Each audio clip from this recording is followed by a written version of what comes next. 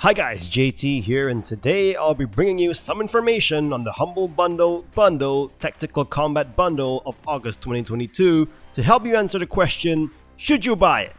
If you want to know more about game deals, then feel free to like this video and subscribe to my channel. It really helps the channel out. So let's get into this. At number 1, we have Call to Arms Gates of Hell Ostfront, a major DLC of Call to Arms. Gates of Hell Ostfront is a realistic real-time strategy and tactics game that aims to convey the level of realism that players of strategy games desire. Historically accurate visuals and locations, no health bars, and no shortcuts. This DLC features the battles of the Eastern Front, fought between the USSR and Germany from June of 1941 till the end of the war in May 1945, as opposed to the modern-day settings of Call to Arms. This is how realistic they've made this game. All of the maps and locations have been recreated in detail through research from World War II documents, combined with satellites and photos from the time, creating more realistic maps. In addition, the single-player missions are based on real battle reports and veteran stories. In terms of what makes this RTS so unique are the switchable views. Want to be at the gunner's seat of a vehicle? Switch to the first-person gunner view. Want to play the game as a classic RTS? Then switch to the RTS classic top-down view. If you're wanting to experience the horrors of World War II in the Eastern Front, either as a commanding officer leading your army to a hopeful victory, or as an infantry in the front lines of a horrific war, then Call to Arms Gates of Hell Ostfront is a great game to get into. At number 2, we have Sniper Elite 4 Deluxe Edition, a third-person tactical shooter stealth game set during World War II. So you want to kill Nazis. I always wanted to say that. Set in 1943 Italy, you play as Karl Fairburn, a special operations executive sniper who has been sent to assassinate General Tobias Schmidt and his band of goons who sunk an Allied ship using the latest radio-guided anti-ship missile. The greatest aspect of this game is the sniping, as per the name. There is a sense of great satisfaction once you've snuck your way through to a vantage point and taken out the Nazis. The world is semi-open and the game simply throws you into one of its 8 huge mission maps, each of their own flavor, with some general objectives. How you plan to kill these Nazis is up to you. There are some optional objectives that you can play, but don't expect deep optional missions that mean much.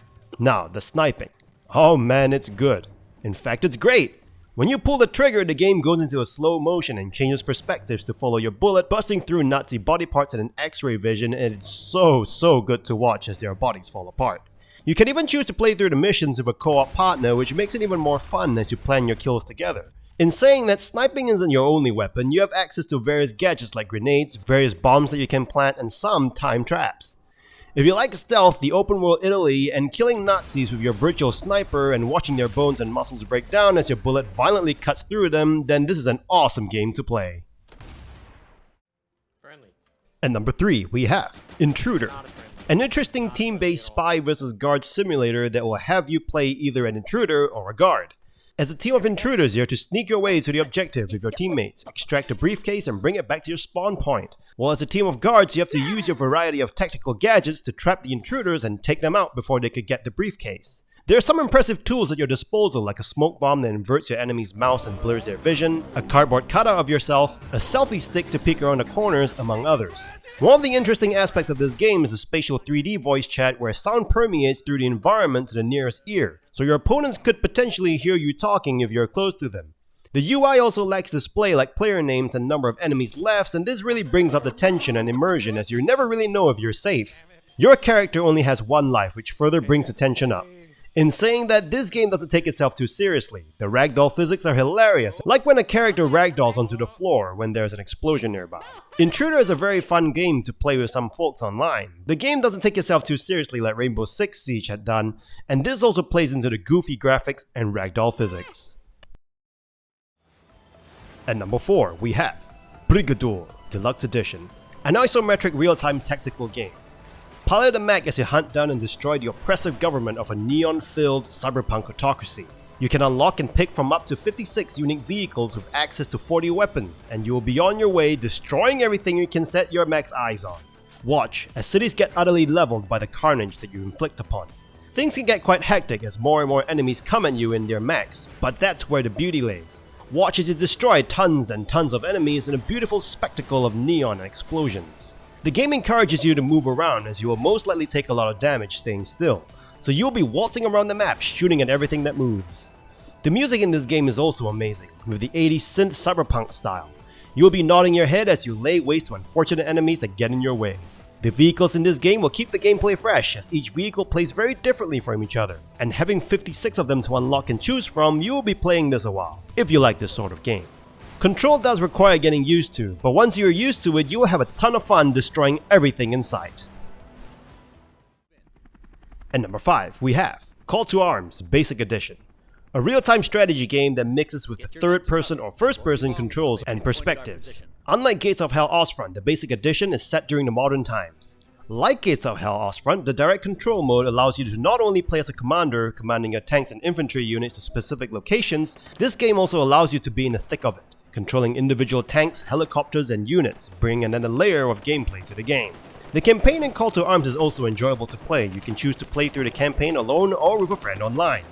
The Basic Edition includes the full version of the single player and cooperative content, as well as base faction unlocks and access to UGC through Workshop. It does not include the Allied Army DLC, the German Army DLC, nor the Russian Army DLC, which are only available in the Ultimate Edition.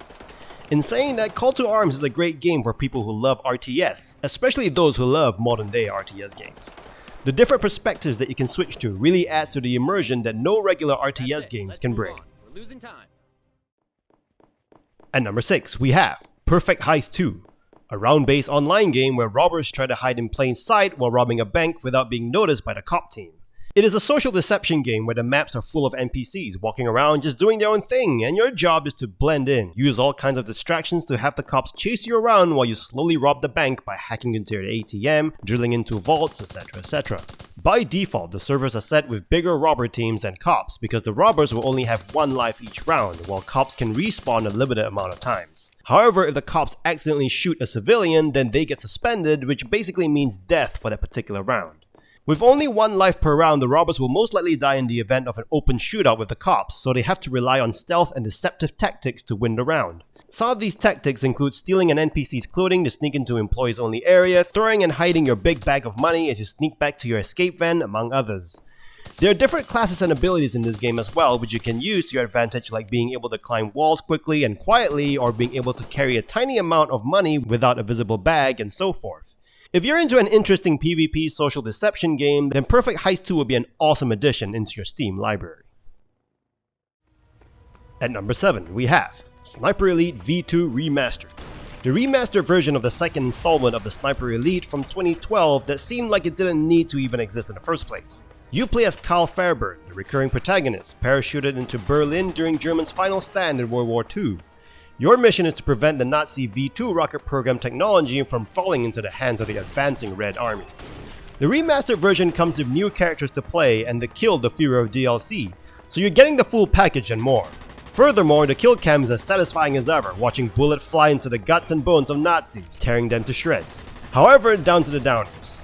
This game feels more like an updated texture pack than anything, as the problems from the original game still persist in the remastered version. The AI is a bit on the dumb side. The maps are terrible as it sometimes feel like a maze and with sections that even promote the run and gun approach even though you're supposed to be sneaking to higher vantage points to take the Nazis out methodically. All in all, Sniper Elite V2 Remastered didn't really need to happen. It just seems like they're rehashing it for console players, but on PC it just seems like a glorified texture pack. In saying that there's less damage to your wallet when included in the bundle, which this bundle provides.